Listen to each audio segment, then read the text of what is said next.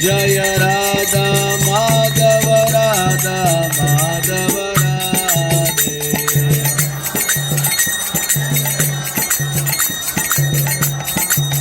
जय राधा श्याम सुंदर राधा श्याम सुंदर राधे।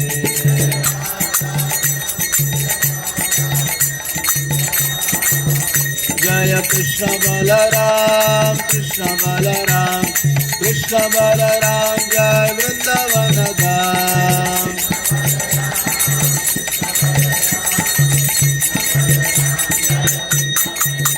जय वृंदावन धाम वृंदावन धाम वृंदावन धाम जय कृष्ण बलराम।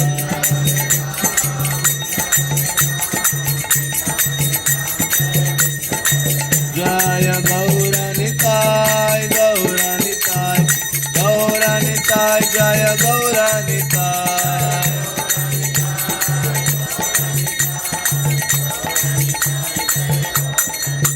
प्रभुपाद प्रभुपाद प्रभुपाद प्रभुपाद।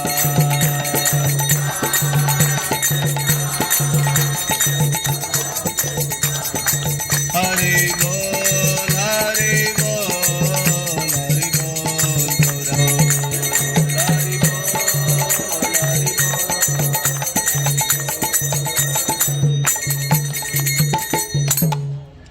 श्री श्री राधा श्याम सुंदर की, श्री श्री कृष्ण बलराम की, श्री श्री गौरनिताय की, वृंदावन धाम की, श्रील प्रभुपाद की, निताय गौर प्रेमानंदे।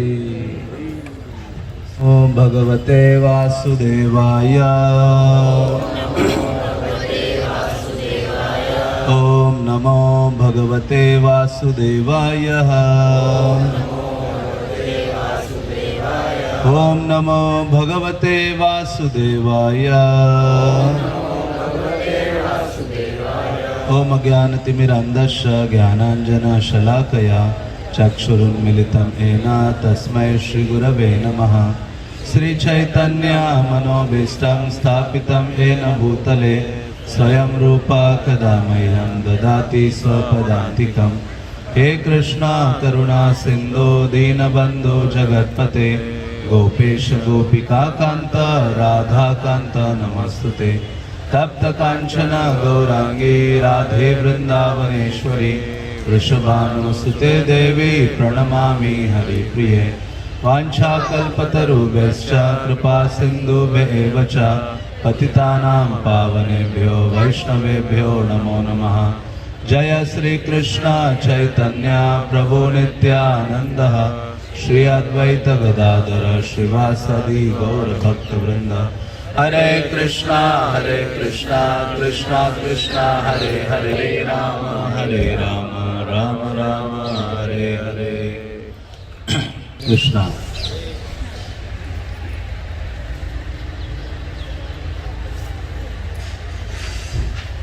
तो हम सबका परम सौभाग्य है कि भगवान कृष्ण श्रीमती राधा रानी और श्रील प्रभुपाद की अनुकंपा के कारण हम सब वृंदावन धाम में उपस्थित हैं। तो शास्त्र कहते हैं कि जब हम किसी धाम में जब जाते हैं तो हमें क्या करना चाहिए या किस चीज़ के बारे में जानने का प्रयास करना चाहिए। तो संक्षेप में कहा जाए तो यदि किसी भी धाम में आप जाते हैं तो आपको 3 चीज़ों को जानने का अधिक से अधिक प्रयास करना चाहिए, क्योंकि भगवान कृष्ण श्रीमद् भागवतम में कहते हैं कि यदि कोई व्यक्ति किसी धाम या तीर्थ आदि में जाता है और वहाँ जाकर वैष्णवों की सहायता या साधुओं की सहायता लेकर परम भगवान कृष्ण के बारे में श्रवण नहीं करता है तो ऐसे व्यक्ति का उस धाम या तीर्थ आदि में जाना व्यर्थ माना गया है। या वहां जाकर स्नान आदि करना वो स्नान वैसे ही है जैसे कोई कौवा जाकर स्नान कर लेता है। तो इसलिए कृष्ण श्रीमद् भागवतम में सभी साधुओं के समक्ष ये बात कहते हैं कि व्यक्ति को किसी भी आध्यात्मिक स्थल में जाकर प्रमुख उसका जो कर्तव्य है वो है श्रवणम। क्या है कर्तव्य उसका? श्रवणम, सुनना। क्योंकि धाम को हम अपने भौतिक आंखों के द्वारा देख नहीं सकते।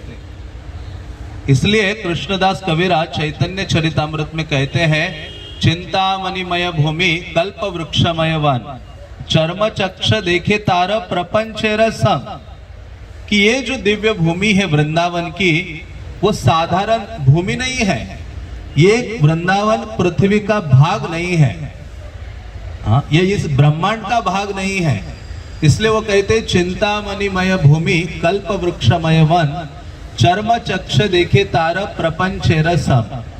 जो व्यक्ति अपने चमड़ी की आंखों के द्वारा ब्रजभूमि वृंदावन को देखने का प्रयास करता है, तो उसका वो देखना कैसे है?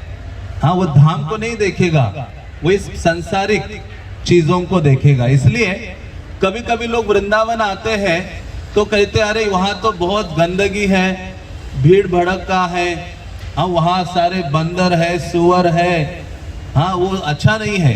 कई बार ये जाकर हम वापस जाते तो इन्हीं चीजों को चर्चा करते हैं, लेकिन वास्तव में क्योंकि वो सारी गंदगी हमारे हृदय में है, इसलिए ये जो वृंदावन है या भगवान का धाम है हमें इस प्रकार से दिखता है।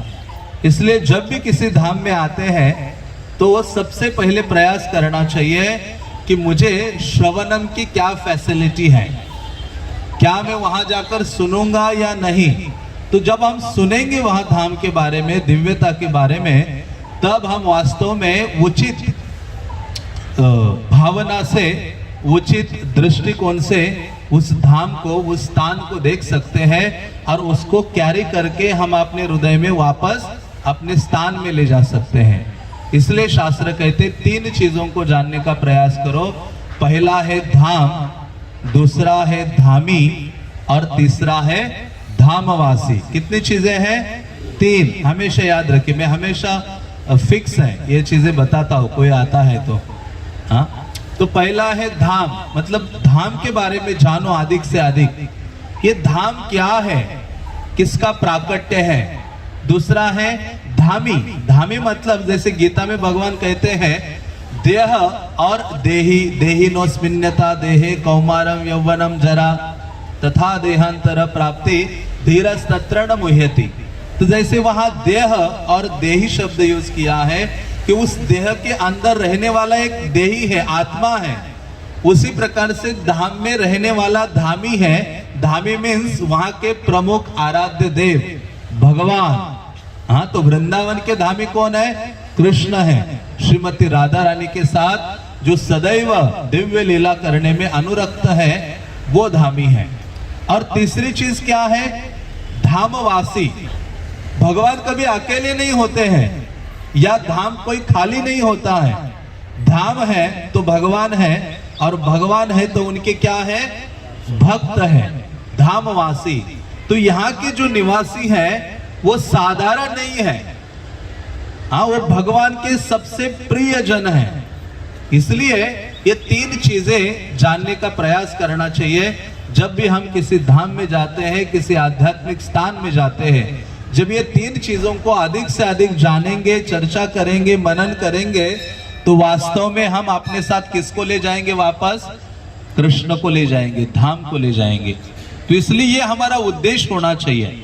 और जब तक व्यक्ति श्रवण नहीं करेगा, श्रवण कीर्तन धाम में आकर नहीं करेगा, तो उसका धाम में आना क्या है? व्यर्थ है। जैसे भक्ति सिद्धांत सरस्वती महाराज जब वृंदावन आए थे और अब बहुत सारे लोग वो परिक्रमा लेके आए थे, हजारों लोग आए थे, उनके शिष्य भी थे काफी सारे। और जब भक्ति सिद्धांत सरस्वती प्रवचन देना शुरू किया, और 2 चीजें थी कि एक था कि कुछ लोग दर्शन के लिए भी जा सकते थे और कुछ लोग कथा सुन सकते थे। तो देखा कि कथा में तो बहुत कम लोग रहे, बाकी सब तो घूमने के लिए चले गए। और उसमें रहे तो उनमें कौन थे? श्रील प्रभुपाद भी। उस समय वो गृहस्थ आश्रम में थे, अभय चरण उनका नाम था, तो वो भी बैठे थे।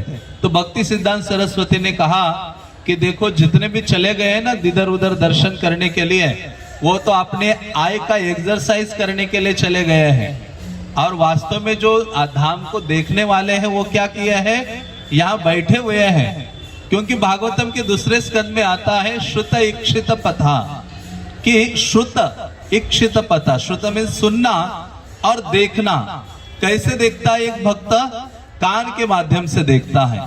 तो इसलिए इस धाम की जो महिमा है, दिव्यताएं हैं, वो जो लीला स्थलियां हैं, उनके बारे में जब हम अच्छी तरह से सुनेंगे तब उचित दृष्टि से हम क्या कर सकते हैं, उस धाम को देख सकते हैं।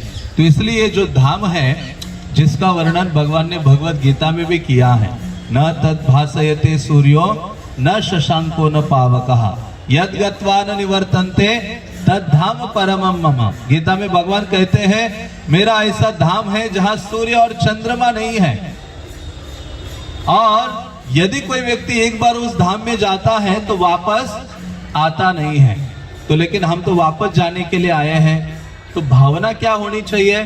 प्रभु भक्ति सिद्धांत सरस्वती के गुरु महाराज थे गौर किशोरदास बाबा जी महाराज। वो कहते थे जब धाम में जाओगे वृंदावन तो वन वे टिकट लेके जाना, वापस आने की भावना मत रखना। लेकिन हम निकलते तो पहले प्लान बनाते कि वापस मुझे जल्दी आना है। हाँ, तो भावना तो यही होनी चाहिए। प्रभुपाद कहा करते थे कोई व्यक्ति टिकट लेकर कार लेके धाम में नहीं पहुंच सकता। धाम में पहुंचने की वो भावना महत्वपूर्ण है, और वो भावना का विकास और भावना कैसे आती है? जब हम अच्छी तरह से श्रवण और कीर्तन भक्तों के माध्यम से करते हैं, तभी वो उचित भावना आती है।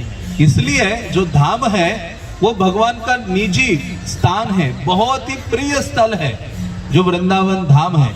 इसलिए कृष्ण कहते हैं कि जैसे प्रभुपाद ने कोई पूछे कि ये धाम क्या अर्थ है इस धाम का, प्रभुपाद ने भागवतम के 4 स्कंद में कहा है धाम शब्द का अर्थ है निवास। क्या अर्थ है? निवास। तो जहां भगवान निवास करते हैं उस स्थान को धाम कहा गया है। बल्कि ऐसे 3 प्रकार के धाम आते हैं। एक है जहां भगवान निवास करते वो स्थान धाम है, लेकिन दूसरा स्थान भी धाम है, और वो कौन सा है?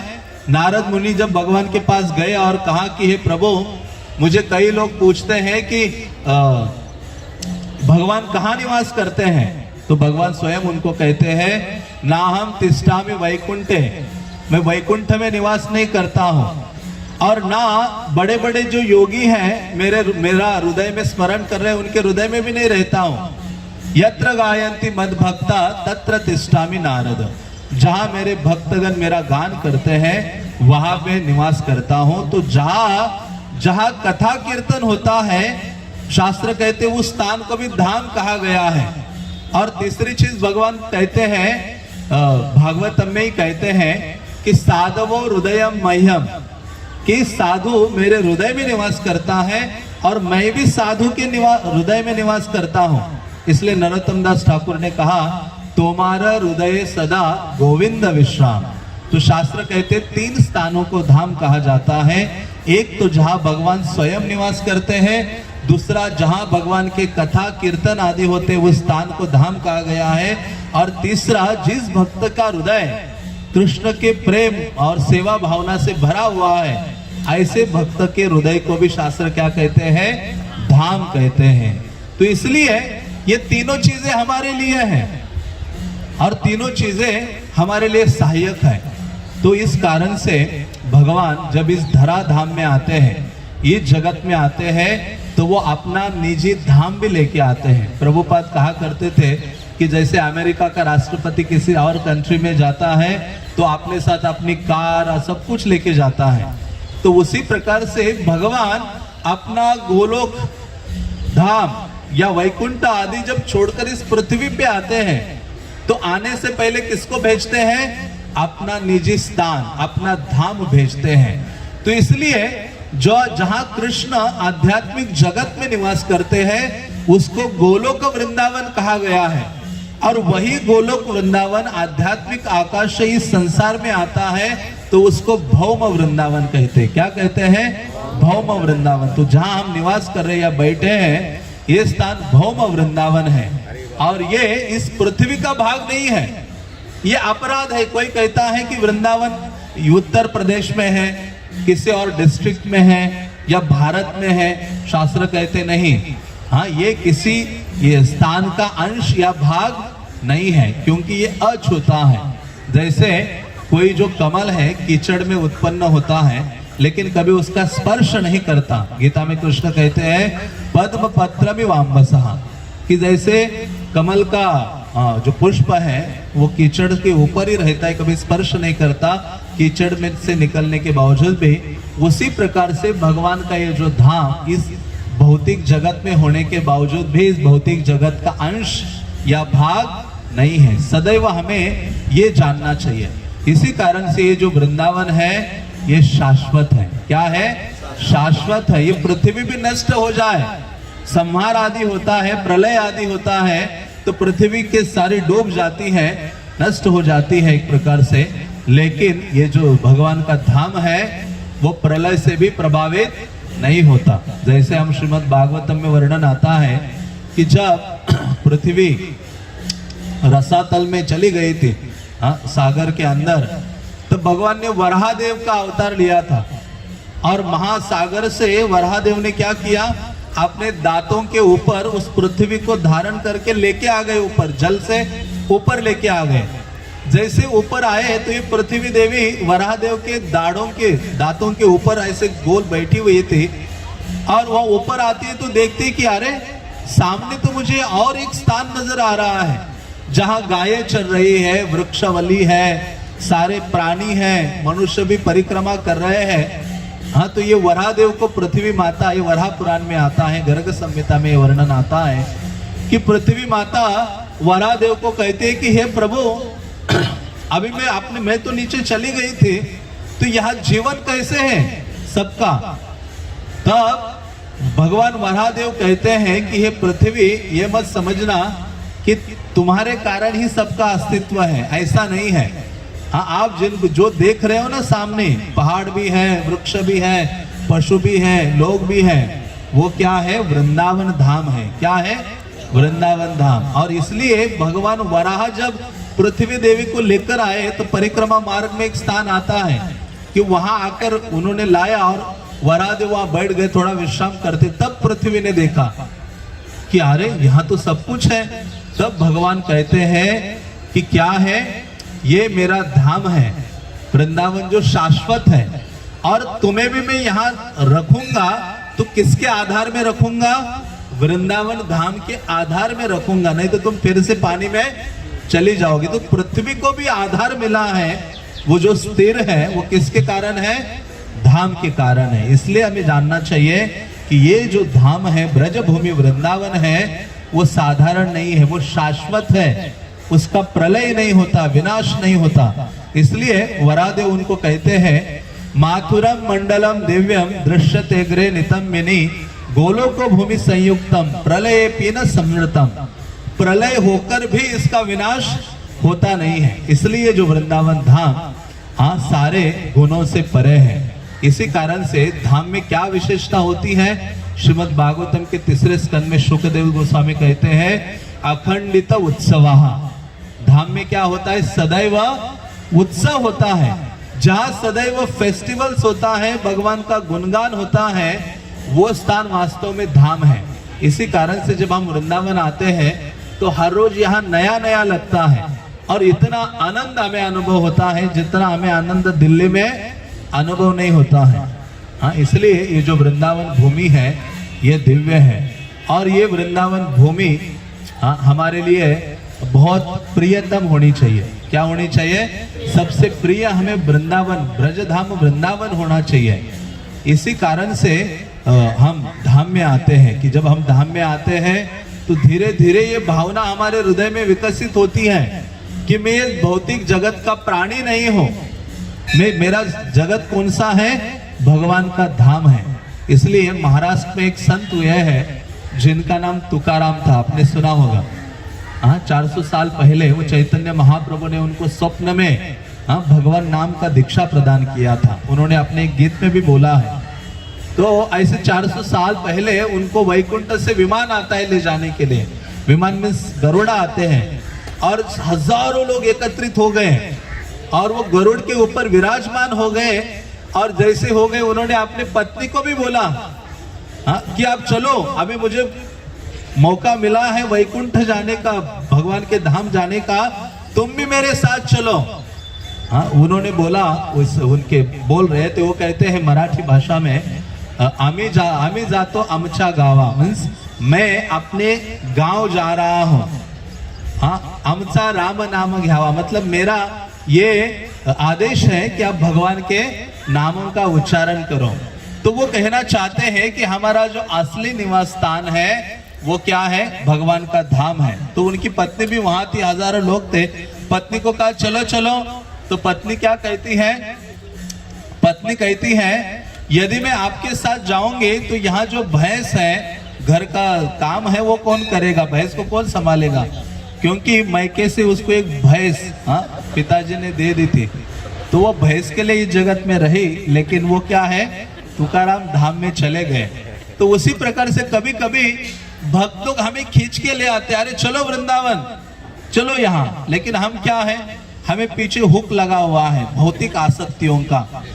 जिस प्रभुपाद कहते थे, प्रभुपाद एक स्टोरी भी बताते थे ना मैरिज का, कि एक मैरिज पार्टी रात्रि को निकली, बोट में बैठ गई और सुबह हो गई तो नाव एक ही जगह खड़ी थी। क्या कारण था कि जो नाव को वो डोरी या लंगर लगा था वो अभी तक उसमें ही अटका हुआ था नीचे ही, जिसके कारण पूरे रात नाव चली लेकिन वो आगे बढ़ी नहीं, एक ही स्थान में रहे। उसी प्रकार से हमारा जीवन है। इसलिए भक्त क्या करते हैं, बहुत महत्वपूर्ण रोल निभाते हैं। हमारे मन में भी नहीं होता, इच्छा भी नहीं होती, तो भी हमें किसी ना किसी प्रकार से बताते हैं, बुलाते हैं और खींचकर हमें क्या करते, वृंदावन ले आते हैं। यात्रा इसलिए तो होती है, इसलिए महाभारत कहता है कि गृहस्थ के कई सारे कर्तव्य हैं, उनमें से उसका एक कर्तव्य क्या है, साल में कम से कम 2 बार अपने परिवार को लेकर धाम और तीर्थ आदि में जाना चाहिए। क्यों जाना चाहिए, तो वो कहते हैं इसलिए जाना चाहिए क्योंकि ये गृहस्थ को स्वाभाविक रूप से सांसारिक आसक्ति उसके हृदय में होती है, और उस आसक्ति से जब हम निकलते अपने घर, साथ समान, नौकरी सबसे बाहर, तो क्या है, जब धाम आदि में जाते हैं, श्रवण कीर्तन करते हैं, सेवा करते हैं, कथा सुनते हैं, प्रसाद पाते हैं, तपस्या करते हैं, तो धीरे धीरे अनासक्ति का भावना हमारे हृदय में आता है और फिर स्वाभाविक आकर्षण भगवान के लिए हमारा हो जाता है। तो इसी कारण से हमें क्या करना चाहिए, धाम में निकलना चाहिए। बल्कि कोई डिवोटी हमें इनवाइट करे तो समझना चाहिए ये राधा रानी का कॉल आया है मुझे। किसका कॉल आया है, राधा रानी, और उनके आदेश के बिना इस धाम में प्रवेश नहीं है। इसलिए कोई लोग कहते कि अरे हमें कृष्ण बुलाएंगे तब जाएंगे। हम उतने बड़े नहीं है कि कृष्ण आपको कॉल करेंगे। कृष्ण किसके माध्यम से बुलाते हैं, भक्तों के माध्यम से बुलाते हैं, और भक्त बुला रहे हैं तो हमें क्या है, निकल जाना चाहिए। सोचना चाहिए कि अरे अगली बार जा पाऊंगा या नहीं, शरीर आगे रहेगा या नहीं रहेगा। जैसे कोरोना आया, अभी तक पता नहीं हम होते या नहीं होते लेकिन भगवान की अहेतु की कृपा है, इस बड़े उत्पात के बाद भी हम कहाँ पहुंचे हैं, वृंदावन धाम पहुंचे हैं, वृंदावन धाम के। इसलिए बहुत विशेष कृपा की आवश्यकता है। इसलिए कहते गुरु और गौरांगी की कृपा के बिना कोई वृंदावन आ नहीं सकता और यहाँ निवास नहीं कर सकता। इसी कारण से जब भी हमें मौका मिला है, किसी ना किसी प्रकार से हमें भगवान के प्रति, गुरु के प्रति और भक्तों के प्रति बहुत कृतज्ञता की भावना हमारे हृदय में होनी चाहिए। और जैसे ऐसी कृतज्ञता का भावना हमारे हृदय में होगा तो हम क्या कर पाएंगे, भगवान के प्रति जो आसक्ति है उसका विकास कर पाएंगे। तो इसी कारण से कहते हैं कि जो व्यक्ति वृंदावन आता है वो बहुत बहुत अधिक भाग्यशाली है। तो भगवान के जो धाम है वो हमारे अलग अलग भावना के अनुसार वो धाम अलग अलग बताए गए हैं। जैसे शास्त्र कहते हैं वैकुंठ है, तो वैकुंठ ये उन व्यक्तियों के लिए है जहाँ वो लोग कृष्ण को महान समझते हैं। वैकुंठ में कौन सी भावना है? अधिकतर ऐश्वर्य भावना है। एक धाम भगवान का वैकुंठ है जहाँ दास्य भावना की अधिकता है, और उससे ऊपर कौन सा है? द्वारका धाम है जहाँ भगवान का माधुर्य मिश्रित ऐश्वर्य भावना है, और उससे भी ऊपर मथुरा है जहाँ ऐश्वर्य में माधुर्य भावना मिक्स है, लेकिन उससे भी परे कौन सा है? वृंदावन है। वृंदावन में केवल मधुरता है जहाँ कोई और चीज का मिश्रण नहीं है। इसलिए ये जो वृंदावन हम आए हैं ये साधारण नहीं है, बल्कि चैतन्य महाप्रभु कौन सा धाम हमें देने के लिए आए हैं? वृंदावन धाम देने के लिए आए हैं, जहाँ राधा और कृष्ण की सेवा की भावना वो हमें प्रदान करने के लिए आए हैं। और श्रील प्रभुपाद ने भी सारे संसार में इस वृंदावन धाम को ले गए हैं। जिस व्यक्ति के हृदय में वृंदावन होगा वही व्यक्ति दूसरे स्थान में क्या ले जा सकता है?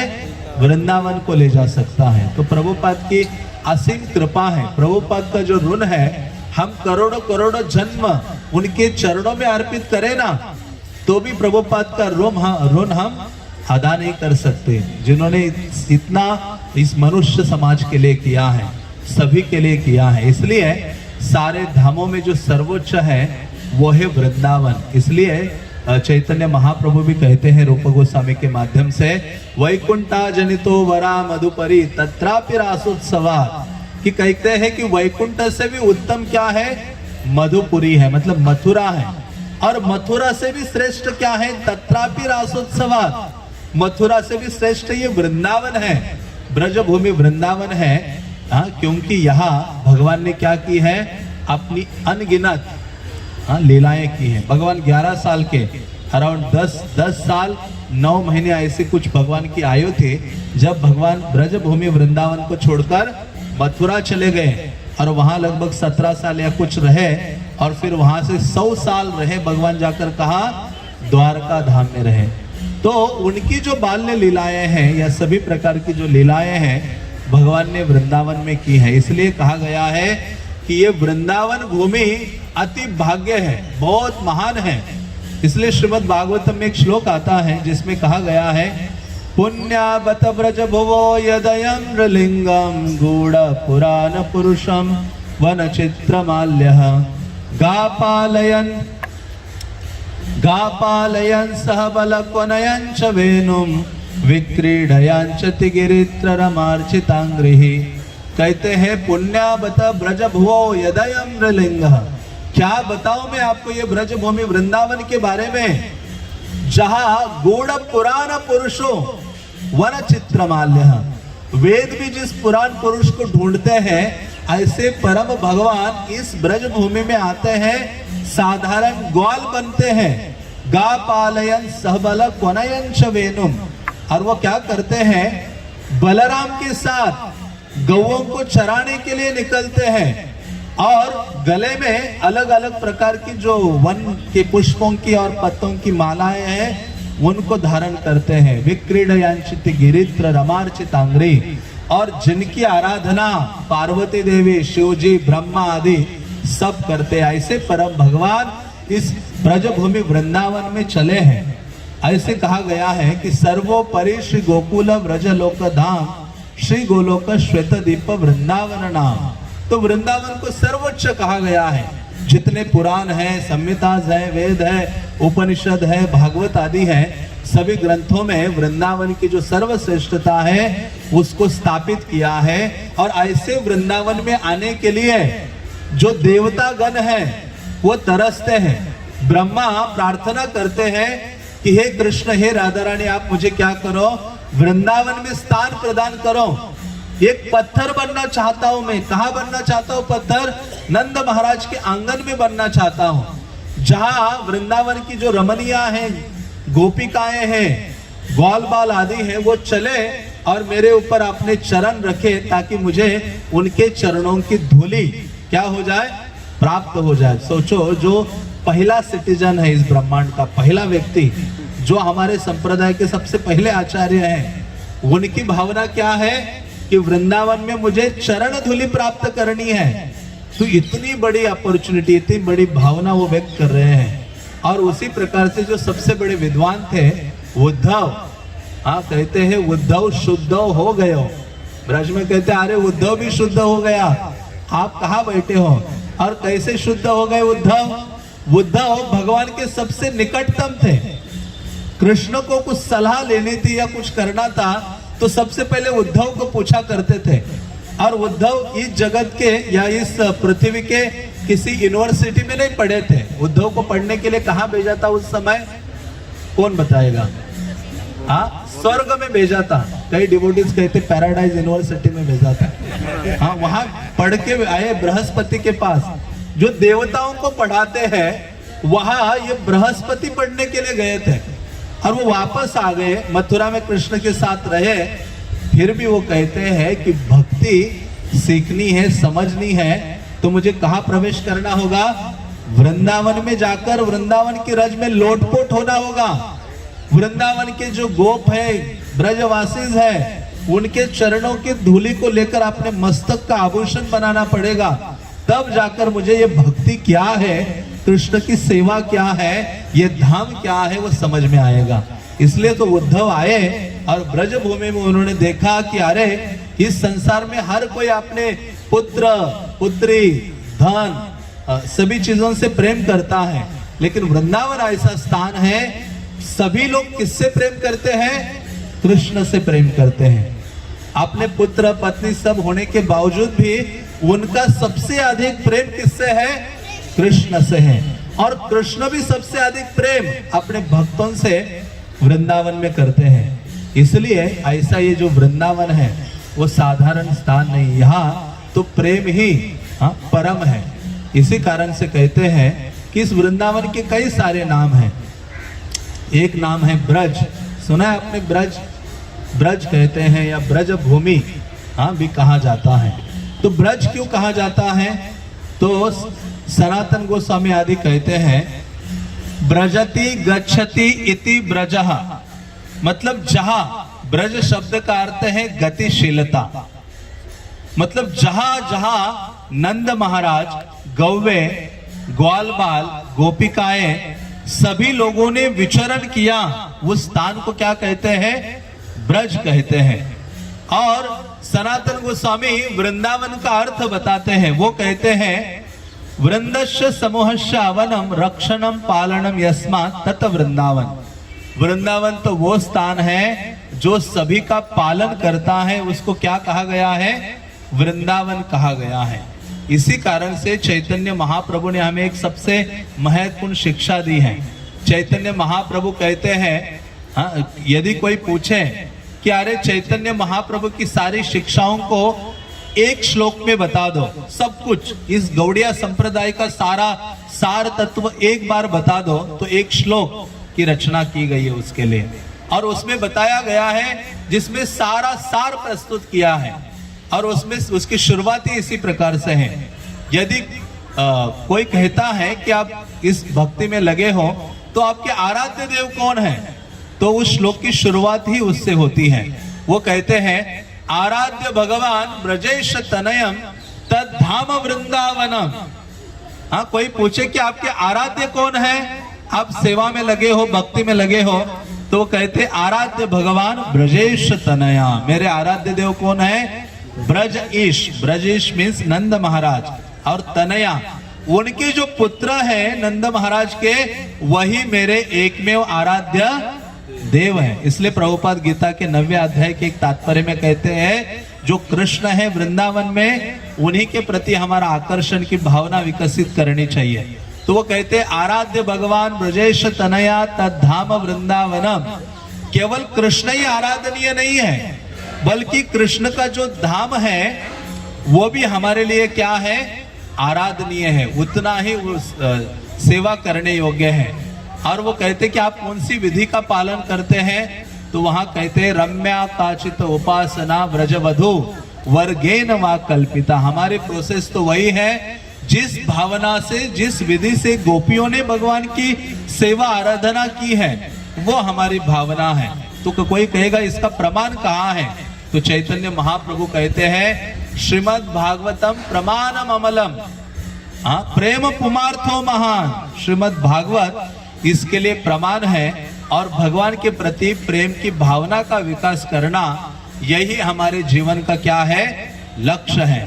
इसी कारण से कहते हैं श्री चैतन्य महाप्रभुर मतमिदम तत्रादरो नः परा, यही चैतन्य महाप्रभु का मत है।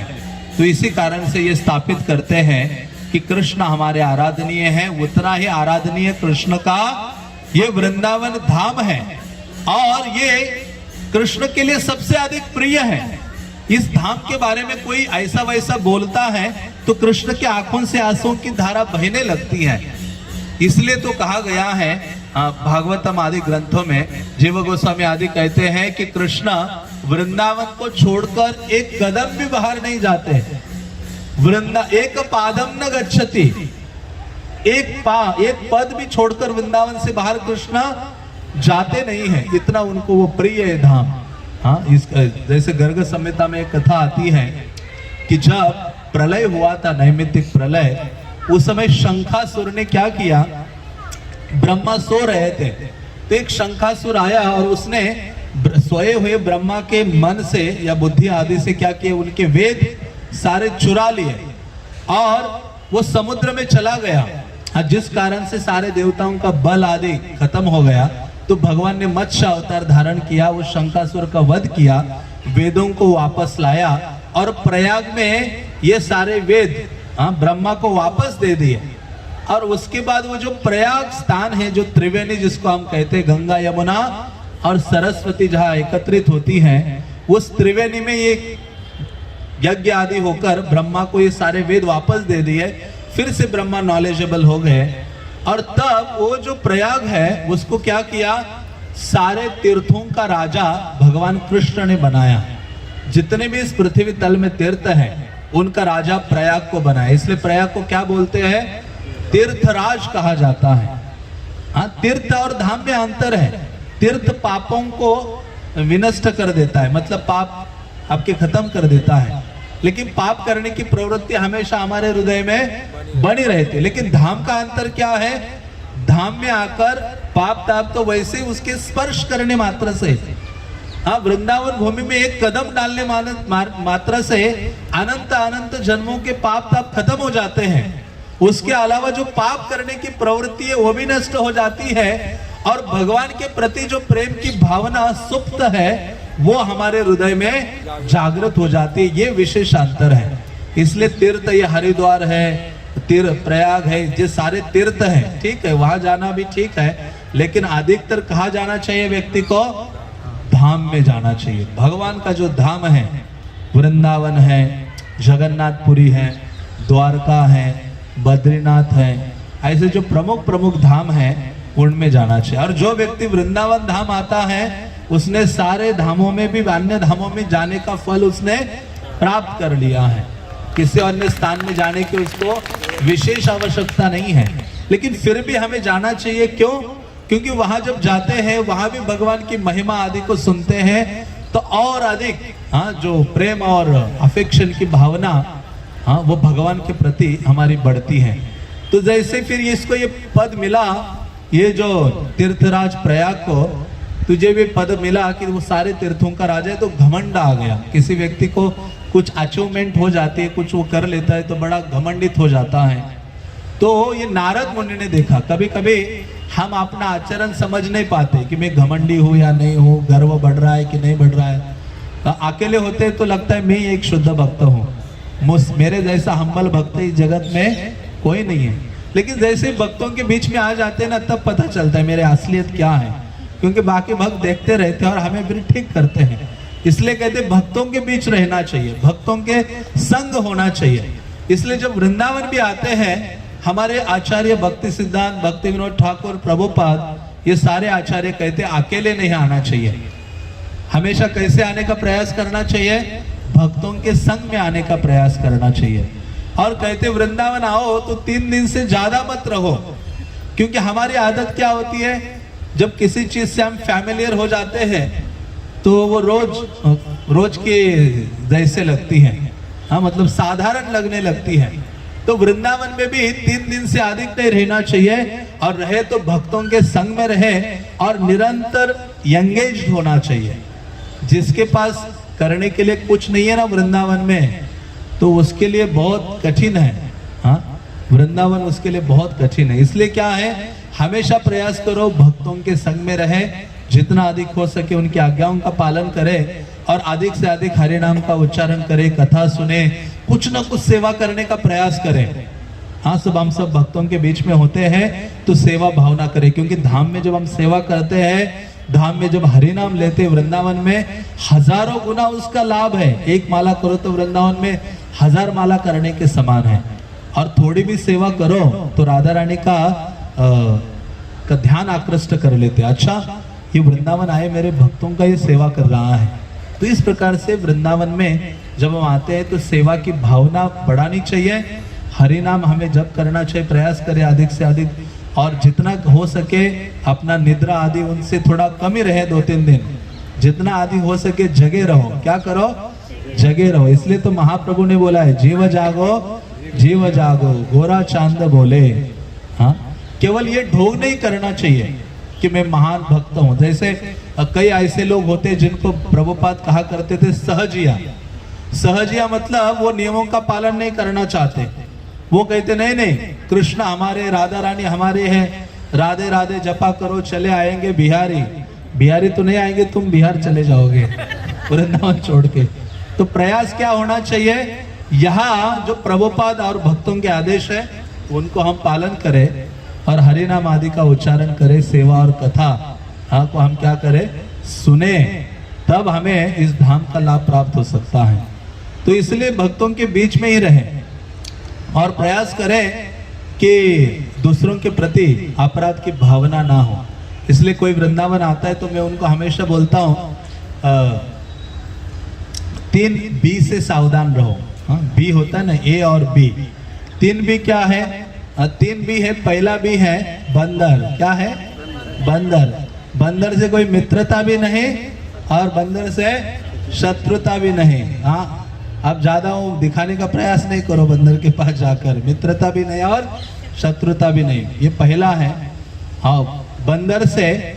और दूसरा है ब्रजवासी। ब्रजवासी मतलब यहाँ के जो भी धामवासी निवास कर रहे हैं, चाहे वो रिक्शा वाला भी हो, शॉप वाला भी हो, नाव वाला भी हो, जहाँ भी ब्रज के पूरे 84 कोस ब्रज में जो ब्रजवासी निवास कर रहा है, उसके प्रति हमें आदर और सम्मान का भाव होना चाहिए। वो 1000 गाली दे तो हमें स्वीकार करना चाहिए, वो फूल के समान है। हाँ, प्रयास करें, क्योंकि वो साधारण लोग नहीं है, जिनको कृष्ण ने अपने धाम में रहने का निवास वो प्रदान किया है। इसलिए प्रयास करें हाँ कि हम एक डिस्टेंस भी मेंटेन करें उनसे और वो भी रहे। और तीसरा है बाबा जी। हाँ, कई प्रकार के साधुज हैं, उनके प्रति भी हमारा कोई अनादर का भावना भी नहीं होना चाहिए। और जो प्रभुपाद की आज्ञा है, हाँ, उनके अनुसार, भक्तों के अनुसार हम धाम में विचरण करते रहे। तो इस प्रकार से इन 3 चीजों से भी व्यक्ति को सावधान होना चाहिए। तो ऐसे जो तीर्थराज थे, प्रयाग उनको घमंड हुआ तो नारद ने देखा था ये घमंडी हो गया है, इसके पास थोड़ा सा पद आ गया, इसने कुछ अचीवमेंट कर ले, तो देखो नारद गए उसके पास। कहते अच्छा, नारद को उन्होंने प्रणाम किया। कहते मैं देख रहा हूँ नारद के सभी लोग आपके पास आते हैं और आकर आपको प्रणाम आदि करते, आपकी पूजा करते हैं। तीर्थराज पूरे ब्रह्मांड के तीर्थ आपके पास आते हैं, लेकिन मैं देख रहा हूँ ये जो वृंदावन आता नहीं है। कभी सोचा है आपने?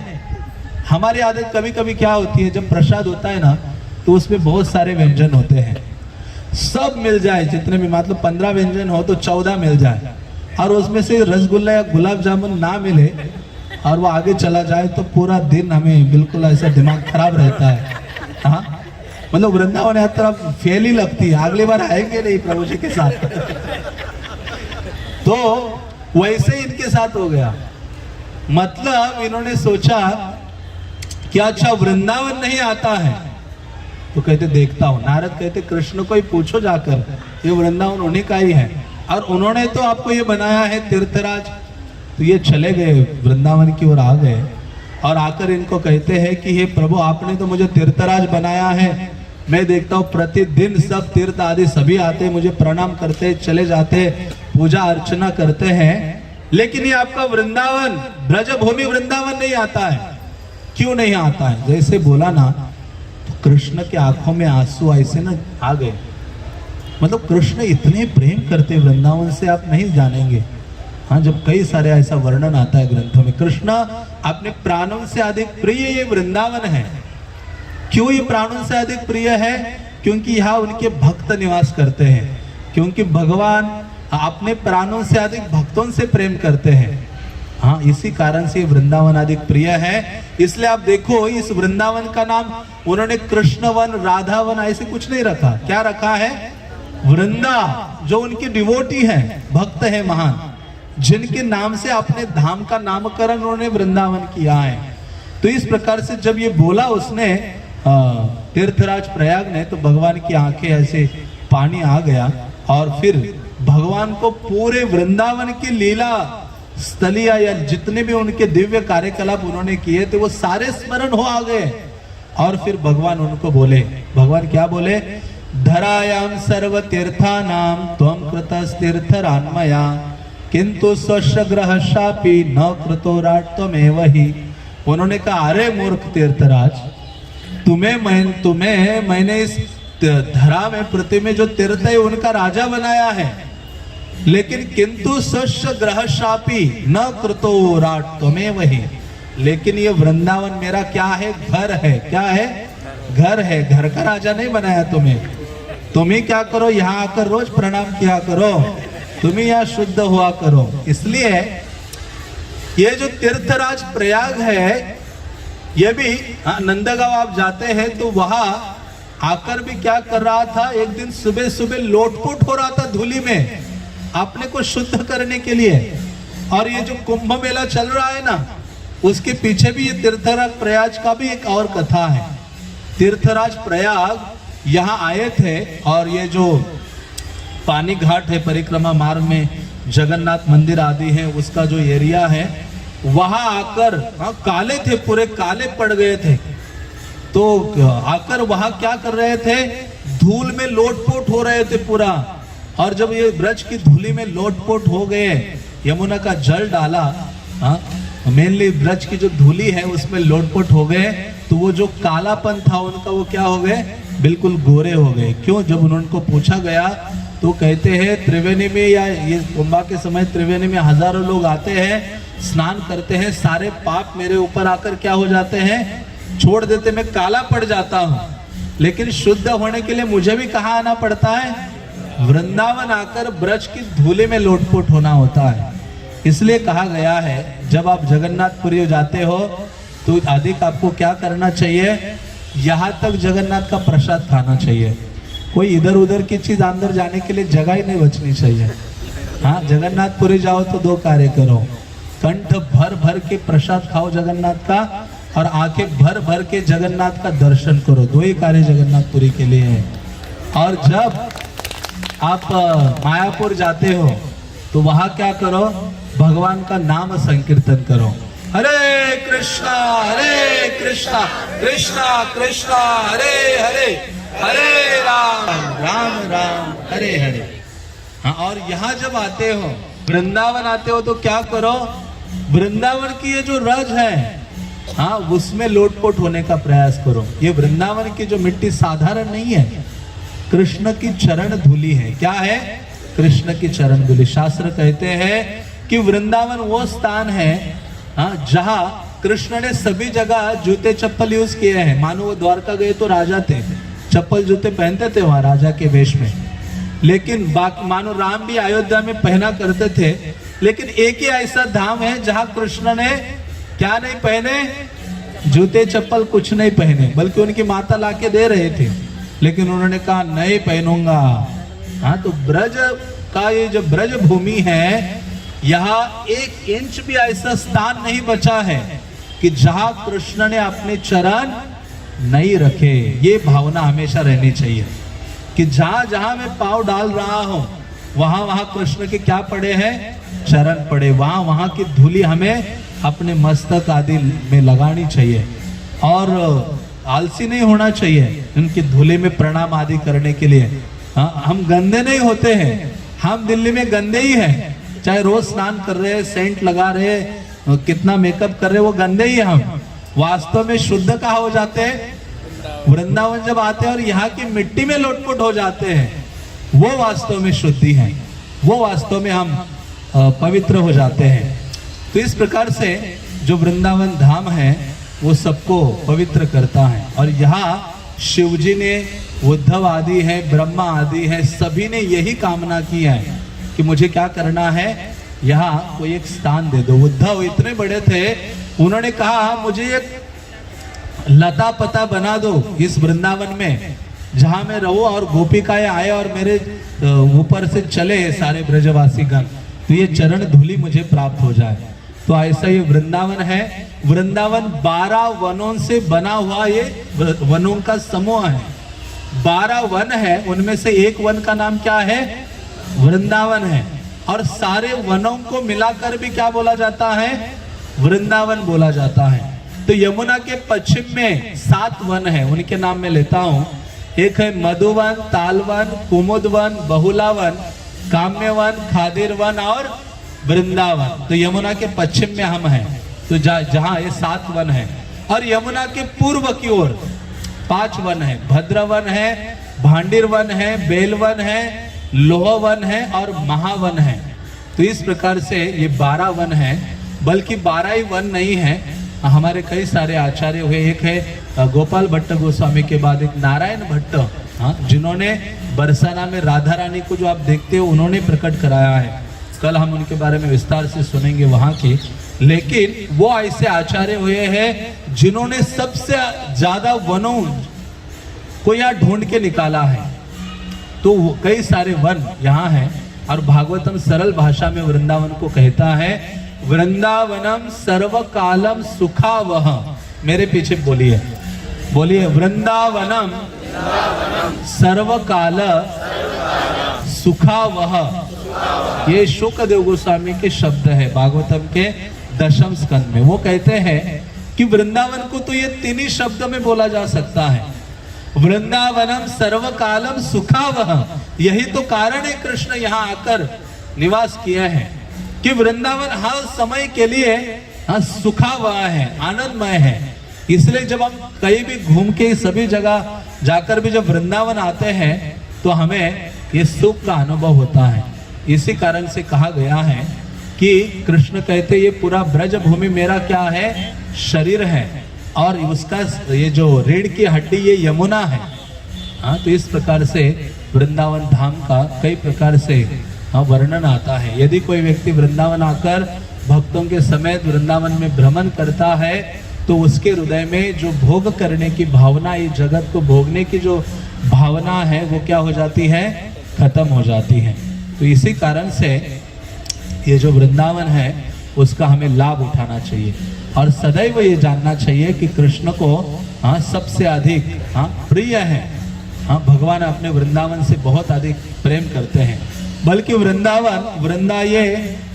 गोपी का भी नाम है, तुलसी का भी नाम वृंदा है। लेकिन ब्रह्म वैवर्त पुराण में राधा रानी के कई सारे नामों का वर्णन आता है। उनमें भी एक नाम राधा रानी का क्या है, वृंदा है। क्या नाम है, वृंदा है। राधा षोडश नाम च वृंदा नाम श्रुता श्रुतम। राधा रानी के 16 नामों का वर्णन ब्रह्म वैवर्त पुराण में आता है और उनमें से एक नाम कहा गया है वृंदा। तस्या क्रीड़ा वनम रम्यम तेन वृंदावनम स्मृतम, कि राधा रानी का ये क्रीड़ा वन है जहाँ राधा कृष्ण अपने भक्तों के समेत गोपियों के समेत दिव्य लीलाएं प्रकट करते हैं। इसी कारण से भी इसको वृंदावन कहा गया है। तो ये विशेष विशेष स्थली है और वृंदावन के हर जीव की यही भावना है। क्या भावना है, कृष्ण को आनंद प्रदान करना, कृष्ण के लिए जीवित रहना, यही भावना है। और वही भावना को हमें धारण करना होगा। कृष्ण के लिए जीना सीखना होगा। जब हमारे नाम लेते हैं, कथा कीर्तन सुनते हैं, तो उससे हमारी ये भावना बढ़ती है कि कृष्ण के लिए मुझे कार्य करने हैं। तो इसी कारण से ये भाव वृंदावन के गोपियों में था, जो किसी और भक्तों में ये भावना नहीं थी, जो वृंदावन के गोपिकाओं के अंदर ये भावना थी। ऐसे कहा जाता है कि वृंदावन की दिशा में यदि कोई सुबह उठता है और वृंदावन की दिशा में वृंदावन का नाम लेकर प्रणाम करता है, तो वो व्यक्ति त्रिभुवन को पवित्र करने वाला हो जाता है। यदि कोई व्यक्ति वृंदावन वृंदावन में बोलता है ना, ये वृंदावन बोलना और कृष्ण कहना, ये दोनों क्या है, सेम कहा गया है। तो जोर से बोले वृंदावन। आपको भूख लगी है लग रहा है, थोड़ा सीधा बैठ जाइए। हाँ, धाम में थोड़ा सा वो है। और बोलिए जितना भगवान ने शक्ति दी है, कंठ दिया है, हाँ, वहां तो हमें वृंदावन बोल ही नहीं पाएंगे। दिल्ली में इधर उधर के नाम याद आते हैं। तो जब यहाँ आए हैं तो यहाँ कंजूसी नहीं, यहाँ क्या है, जितना आवाज निकले, हाँ, आवाज कृष्ण और श्रीमती राधा रानी तक पहुंचे। वृंदावन वृंदावन वृंदावन। तो शास्त्र कहते हैं वृंदावन वृंदावन कहना और कृष्ण कहना भी क्या है, सेम है। ऐसा कहते हैं जो व्यक्ति वृंदावन बोलता है, कृष्ण उससे प्रेम करने लगते हैं। और ऐसे कहते हैं जो व्यक्ति वृंदावन धाम को सीरियसली लेना शुरू करता है, देवतागण मीटिंग करते ऊपर, इस व्यक्ति को आज से सीरियसली लेना पड़ेगा। हाँ, क्योंकि ये वृंदावन मतलब निकल रहा है जगत से। हाँ, ये कृष्ण का होने जा रहा है। देवतागण सबको अपने चक्कर में फंसाते रहते हैं। धनम देही जन्म देही सुंदर भार्या देही। धन चाहिए, जन चाहिए, पत्नी चाहिए, पति चाहिए, सब कुछ चाहिए। तो देवताओं के पास जाते हैं, शिव जी के पास जाते हैं, अच्छा पति मिले। पार्वती के पास जाते हैं और क्या मिले, पत्नी मिले। तो इस प्रकार से देवतागण तो दे ही रहे हैं, लेकिन देवता जब देखते कि इस व्यक्ति ने आज से वृंदावन धाम को सीरियसली लिया है, हमें भी इसको सीरियसली लेना पड़ेगा। तो इसलिए, और वृंदावन के बारे में सुनना या वृंदावन शब्द भी सुनना, ये कृष्ण लीला सुनने के समान है। शास्त्र कहते, रूप गोस्वामी ने कई सारे ग्रंथ लिखे हैं, उनमें ये सब का वर्णन आता है। और कोई व्यक्ति वृंदावन का स्पर्श भी कर लेता है, वृंदावन की हवा का सूंघ लेता है, तो ऐसे कहा जाता है कृष्ण के चरण कमलों में अर्पित तुलसी का क्या कर रहा है, वो सुगंध ले रहा है। तो सूंघ लीजिए आप वृंदावन की हवा। हाँ, और ये तुरंत याद आना चाहिए, अच्छा कृष्ण के चरण कमलों की, हाँ, चरण जो तुलसी है, पुष्प है, उसकी सुगंध पूरे ब्रज के वातावरण में है। हाँ, इसी कारण से कहा गया है कि एक रात्रि भी कोई व्यक्ति यहाँ निवास करता है तो उसको कृष्ण और वैष्णव के प्रति सेवा की भावना उसके हृदय में जागृत हो जाती है। तो वृंदावन आए तो बहुत जल्दबाजी भी नहीं करे कि आए और फटाफट, लोग जनरली लोग आते हैं इधर उधर के, तो बस आते हैं सीधा बाके बिहारी और गए वहां लस्सी चाट वाट खा लिया, निकल गए, छुट्टी। तो वो कहते हैं, भक्ति सिद्धांत महाराज कहते हैं वृंदावन में प्रवेश ही नहीं हुआ उन लोगों का। अब वृंदावन तो ऊपर ऊपर घूम के चले गए, वृंदावन में प्रवेश कैसे होता है, जब हम गुरु का आश्रय लेते हैं, वैष्णव का आश्रय लेते हैं और सेवा भावना हृदय में रखते हैं, तो वास्तव में कहाँ प्रवेश मिलता है, हमें वृंदावन में प्रवेश मिलता है। ये वृंदावन साधारण नहीं है जहाँ प्रवेश नहीं हो सकता। हजारों लोग आते हैं वृंदावन, लेकिन ऊपर ही वो सैर करके निकल जाते, वो प्रवेश नहीं कर पाते। और यहाँ कोई भी कार्य करो तो वो कार्य कृष्ण की सेवा करने के समान है। और ऐसे कहते हैं रूप गोस्वामी कि वृंदावन में हम थोड़ा भी चलते हैं, भ्रमण करते हैं, तो ब्रह्मांड में जितने भी तीर्थ हैं, उन सारे तीर्थों का हमने भ्रमण किया, ऐसा लाभ हमें प्राप्त हो जाता है वृंदावन में चलने मात्र से। तो इसलिए ब्रज में आए तो हम चलने का प्रयास करें और यही प्रार्थना करें, कृष्णा शरीर छूटे तो कहाँ छूटे, वृंदावन धाम। हाँ, ये बड़ी बड़ी आकांक्षा होती है। प्रभुपाद ने सारे जगत में प्रयास किया, प्रभुपाद ने अपने आचरण से सबको शिक्षा दी और फाइनली आपने सभी भक्तों को बोला कि मरना कैसे आओ, मैं वृंदावन में सिखाता हूँ। प्रभुपाद ने कार्तिक के समय में ब्रज भूमि वृंदावन में अपना क्या किया, देह त्यागा। प्रभुपाद कहा करते थे, मेरा ऑफिस मुंबई है और मेरा पूजा करने का स्थान मायापुर है, लेकिन मेरा घर कहाँ है, वृंदावन है, वृंदावन धाम के। तो इस प्रकार से कोई व्यक्ति ये भी कहता है ना अपने स्थान में रह के कि मैं वृंदावन जाऊंगा, तो वो सारे संसार चक्र से वो मुक्त हो जाता है। और एक सेकंड के लिए भी बोलते वो वृंदावन में प्रवेश कर ले तो एक सेकंड के लिए भी वो वृंदावन में प्रवेश कर ले तो वो व्यक्ति के सारे जो पाप हैं वो खत्म हो जाते हैं। तो इस प्रकार से जो वृंदावन है वो हमेशा सोचना चाहिए गुरु वैष्णव कृष्ण की अनुकंपा से ही हम यहाँ आए हैं, और यहाँ आकर जैसे मैंने कहा हमें समय का अपव्यय मतलब दुरुपयोग नहीं करना चाहिए। कोई सांसारिक बातें हैं वो करने का प्रयास ना करे, दिल्ली के इतिहास निकालने का यहाँ प्रयास ना करे, प्रयास करे कि आपस में कौन सी चर्चा करें, कृष्ण से संबंधित ब्रज से संबंधित चर्चाएं हम करते रहें। तो इस प्रकार से वृंदावन का भावना तो यही है, सभी जीवों का उद्देश्य है कृष्ण को संतुष्ट करना। जैसे वर्णन आता है, आपने वो सुना है, वो मैं तो रिपीट नहीं करूंगा। जब नारद कृष्ण को हेडेक हो रहा था, सर दर्द हो रहा था, तो सभी से नारद ने कहा कि अरे दवाई, नारद को पूछा दवाई क्या है, कृष्ण बोले भक्तों की चरण धूली। तो किसी द्वारका में कृष्ण थे, किसी रानी ने दी नहीं, लेकिन नारद आए यहाँ वृंदावन में और गोपिकाएं यमुना के किनारे थी। गोपिकाओं को कहा कि कृष्ण वहां बीमार है, उनका सर दर्द हो रहा है, आप क्या चरण धूली दे सकते, यही उनकी दवाई है। तो कहती है नारद बोरी लेके आओ बड़ी बड़ी, कितनी चाहिए बताओ। तुरंत यमुना में जल में दौड़ी ये गोपिकाएं, चरण धोए और यमुना के किनारे की जो ब्रज रज है मिट्टी, उसमें नाचने लगे कृष्ण नाम का उच्चारण करके।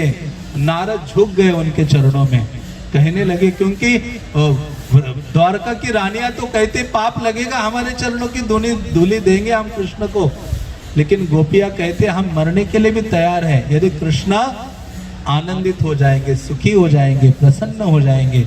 तो इसी प्रकार का भाव एक भक्त का होता है, हाँ, कि इसलिए तो चैतन्य महाप्रभु ने वो सिखाया है, आश्लिष्वा पादरताम पिनष्टुमा, कि हे कृष्ण आप मुझे आलिंगन करे या फिर मुझे लात मार के दूर भी भगा दे, लेकिन आप ही मेरे आराध्य रहेंगे। इसलिए भक्त की भावना क्या होती है, जीवन में सुख भी आ जाए या पहाड़ के समान दुख भी आ जाए तो भी वो कृष्ण के चरण छोड़ता नहीं है। तो उसी प्रकार से ये वृंदावन का भावना है।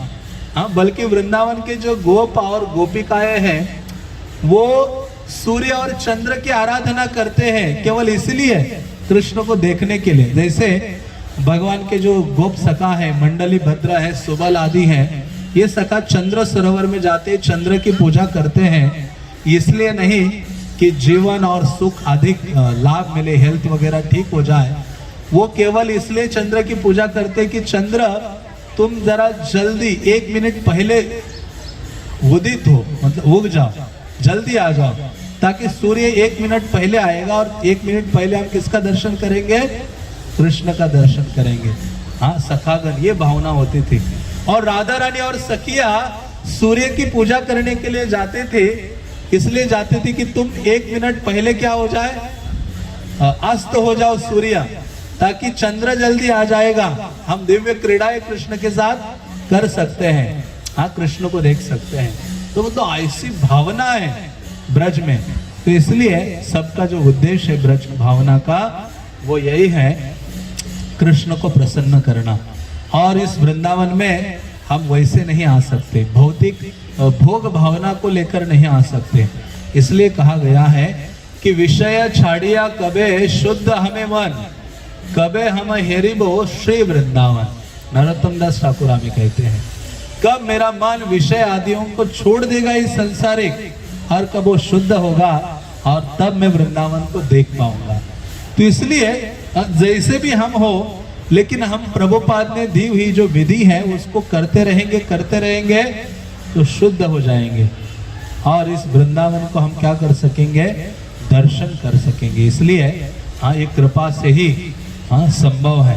इसी कारण से प्रयास तो यही होना चाहिए, भावना यही होनी चाहिए कि अपनी सारी योग्यताओं को दूर छोड़ दें। जैसे प्रभुपाद कहा करते थे, वृंदावन कैसे जाना है उसका उदाहरण पढ़ना है, समझना है, तो श्रीमद् भागवतम या कृष्णा बुक में अक्रूर का वो चैप्टर पढ़ना चाहिए कि अक्रूर वृंदावन कैसे गए।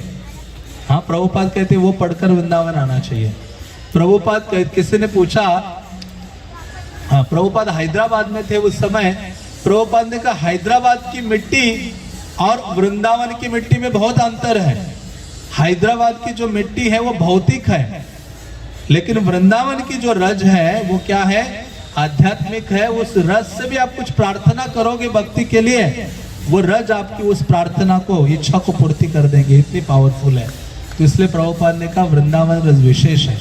इसलिए प्रभुपाद जैसे आचार्य हुए नहीं है, आप यदि ध्यान से देखेंगे प्रभुपाद ने प्रतिदिन सुबह हमें वृंदावन दिया है, और वृंदावन की रज भी हमें प्रतिदिन दी है। कैसे दी है? प्रभुपाद ने वृंदावन का एक ब्रजवासी प्रत्येक के घर घर में पहुंचाया है, और वो कौन है? तुलसी महारानी वृंदा देवी के रूप में। सुबह हम उठते हैं, इसलिए तुलसी को सीरियसली लेना चाहिए। 5 विभूतियां हैं, उनमें से वृंदावन में प्रवेश करने के लिए ये तुलसी की कृपा, वृंदा देवी की कृपा बहुत आवश्यक है।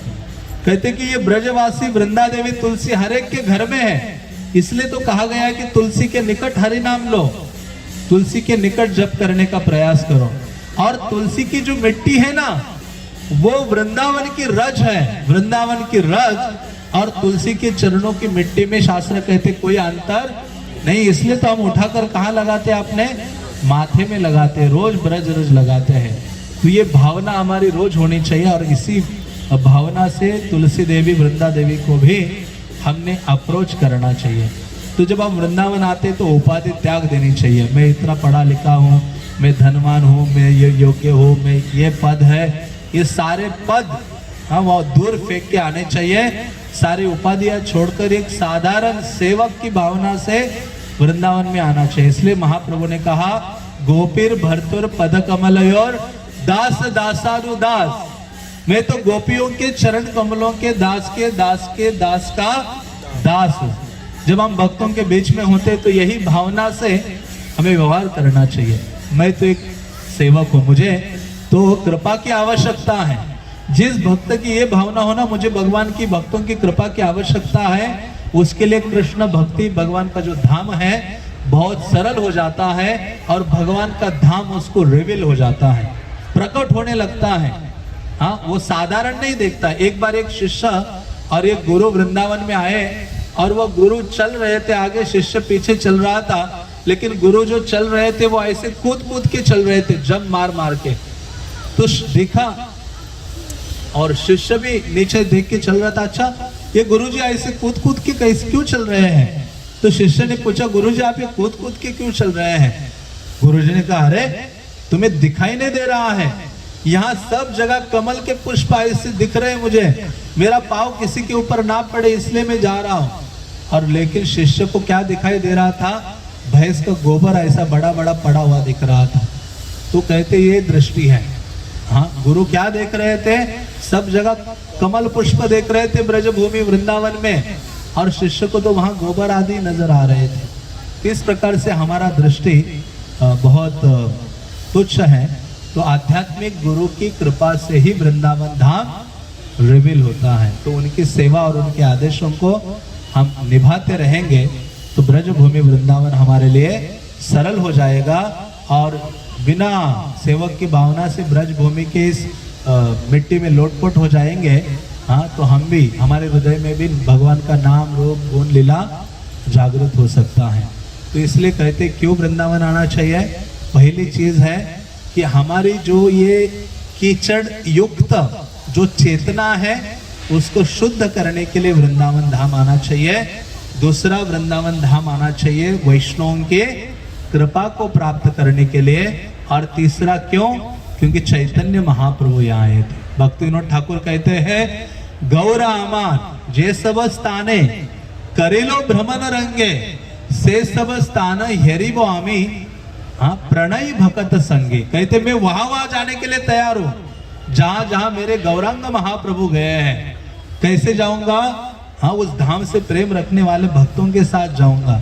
तो इस प्रकार से ये महाप्रभु जहां जहां गए हैं वहां जाने में भी कोई हमें दिक्कत नहीं है। हाँ, तो इस प्रकार से चैतन्य महाप्रभु ने हमें वृंदावन दिया है जहां आकर भक्ति को तारुण्यता प्राप्त हो जाती है। जो भक्ति देवी का जन्म दक्षिण भारत में हुआ, जब वो महाराष्ट्र में आई तो थोड़ी यंग हो गई, अच्छी फली फूली, गुजरात में आई तो बुढ़ापा आ गया उसको, और उससे बाहर निकलने के लिए वो वृंदावन आई। तो जो पूरा उसके जो पुत्र आदि बूढ़े हो गए थे, आपने सुना होगा भागवत महात्म्य, जिसमें वो ज्ञान और वैराग्य भी बूढ़े हो गए थे, भक्ति देवी भी बिल्कुल बूढ़ी हो गई थी, उसका तेज खत्म हो गया था। फाइनली वो वृंदावन आती है और यहाँ क्या प्राप्त होता है भक्ति देवी को? वृंदावनश्च संयोगात् पुनस्तु तरुणी नवा धन्य वृंदावनम तेना भक्ति नृत्यति यत्र च। कहते कि अरे ये भक्ति देवी को भी तारुण्यता प्राप्त हुई है इस वृंदावन में, धन्य वृंदावनम तेना, धन्य है वो वृंदावन, भक्ति नृत्यति यत्र च। कहते यहाँ भक्ति देवी क्या करती है? नाचती है। इसलिए जब हम वृंदावन आते हैं बीच बीच में आना चाहिए, तो हमारा भक्ति का पोषण होता है और भक्ति में क्या होते हैं? हम अग्रसर होते हैं, फिर से दृढ़ हो जाते हैं। तो इस प्रकार से आप सबसे यही प्रार्थना है कि जब आप वृंदावन आए तो इसका पूरा लाभ उठाइए।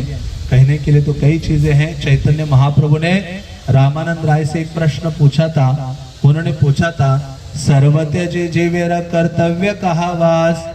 उन महाप्रभु ने पूछा था कि सब कुछ छोड़कर व्यक्ति को कहाँ निवास करना चाहिए? तो उन्होंने बोला था रामानंद राय ने, ब्रजभूमि वृंदावन जहाँ लीला रास। कहते वृंदावन में रहना चाहिए, लेकिन वो संभव नहीं हमारे लिए। इसलिए प्रभुपाद कहते 3 प्रकार के ब्रजवासी होते हैं, तो हम तीनों में से एक बनने का प्रयास करना चाहिए। एक ब्रजवासी कौन है? जिसने यहाँ जन्म लिया, वो क्या है? ब्रजवासी है। दूसरा ब्रजवासी, इतना तो हमारा सौभाग्य है नहीं कि हम ब्रज के इस स्थान में जन्म ले और यहाँ रहें। दूसरा ब्रजवासी कौन है? जिसने इत्र तत्र जहां कहीं भी जन्म लिया हो, उसको फाइनली समझ में आ गया कि जाना कहाँ है? वृंदावन। वो फाइनली आके वृंदावन में निवास करता है, यहाँ कृष्ण की सेवा में लगता है, उसको भी ब्रजवासी कहा गया है। लेकिन तीसरा ब्रजवासी बहुत महत्वपूर्ण है और विशेष है।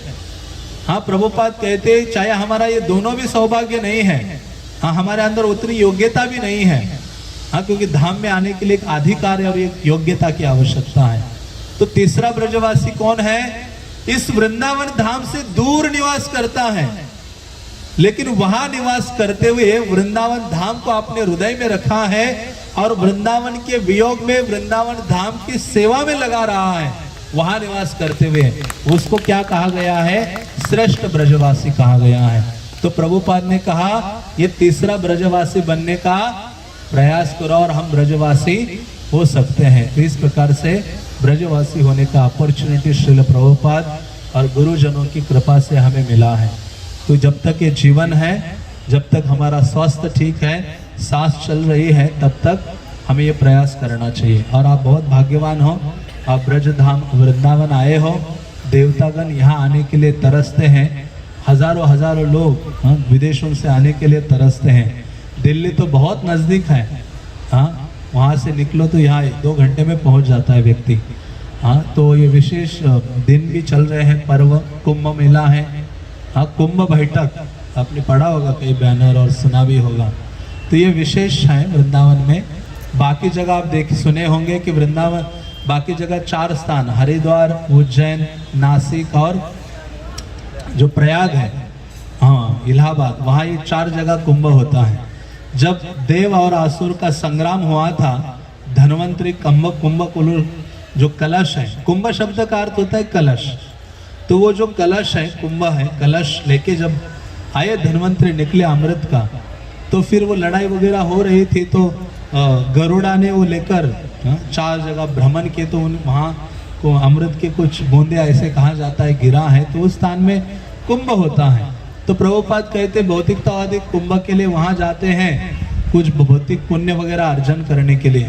प्रभुपाद जब कुंभ मेला गए थे प्रयाग में, तो प्रभुपाद को कहा आप क्यों जा रहे कुंभ में? वहाँ तो लोग अपना पाप ताप दूर करने के लिए जाते, भक्तों को वैसे कोई नीड नहीं है। प्रभुपाद ने कहा हम तो वहाँ भक्ति देने के लिए जा रहे, जो लोग आ रहे उनको।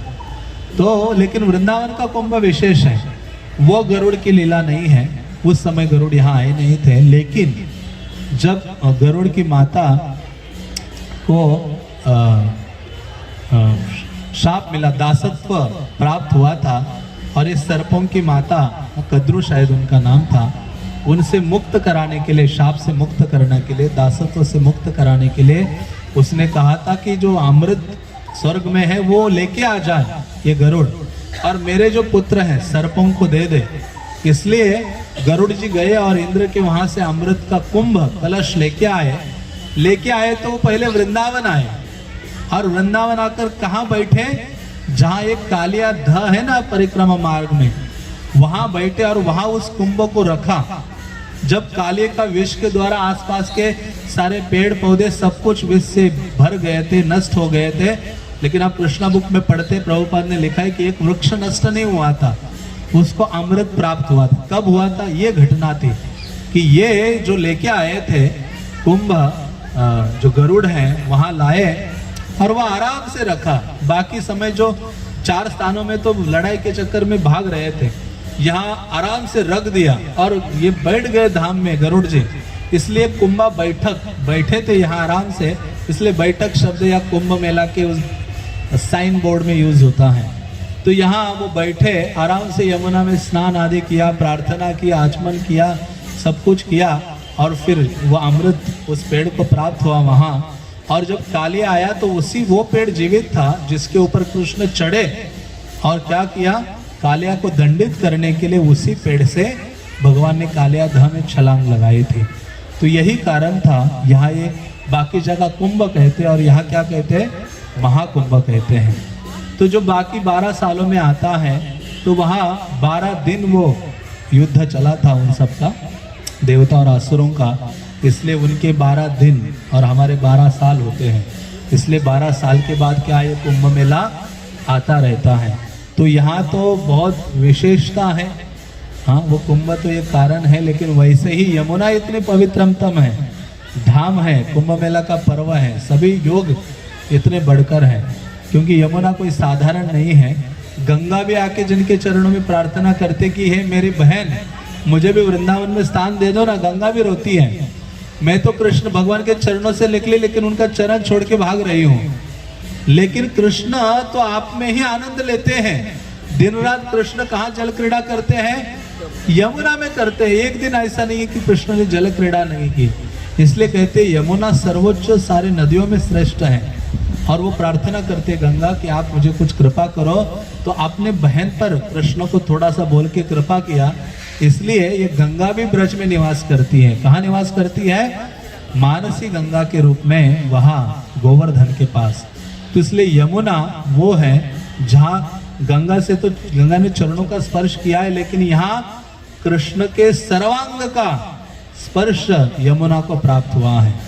तो आज आप यमुना में भी स्नान करने जा रहे हैं, तो वहाँ स्नान कीजिए, प्रार्थना कीजिए, प्रणाम कीजिए प्रभुपाद को, कृष्ण को, आध्यात्मिक गुरु को, और यमुना में स्नान कीजिए। इसलिए नहीं कि पाप ताप दूर हो जाए, इसलिए कि मेरा जो हृदय है गुरु और वैष्णव की सेवा के लिए, उसमें कुछ भावना जागृत हो जाए, हाँ, इसलिए हम वहाँ प्रार्थना करें। तो इस प्रकार से मैं यहाँ विराम देता हूँ और आप सबसे निवेदन करता हूँ कि आप वृंदावन का लाभ उठाइए। 2 दिन है, हाँ, जो मानो लॉटरी लगी है, जैसे आपको किसी मॉल में छोड़ा जाए और जहाँ सब कुछ फ्री है, हाँ, और आपको बस जितना चाहे आप ले सकते हो, तो आप ट्राई कीजिए। उसी प्रकार से वो माया नगरी से आपको यहाँ ब्रज धाम वृंदावन में भेजा है, कृपा को एकत्रित करने के लिए, भक्ति को इकट्ठा करने के लिए। तो यही है, टाइम का दुरुपयोग ना करके हमें पूरा लाभ उठाना चाहिए। खाली समय है तो हरि नाम, थोड़ा भी खाली समय मिले कुछ पढ़े या किसी भक्त से कुछ सुने, हाँ, प्रार्थना करें, सेवा करने का प्रयास करें। तो इस प्रकार से वृंदावन धाम का लाभ उठाना चाहिए। हरे कृष्णा जोर से और जोर से, राम राम और जोर से, हरे कृष्णा कृष्णा कृष्णा हरे हरे, हरे राम राम राम हरे हरे, हरे कृष्णा कृष्णा कृष्णा हरे हरे, हरे राम राम हरे हरे। वृंदावन धाम कृष्ण बलराम के, पतित पावन श्रील प्रभुपाद के, निताय गौर प्रेमानंदे।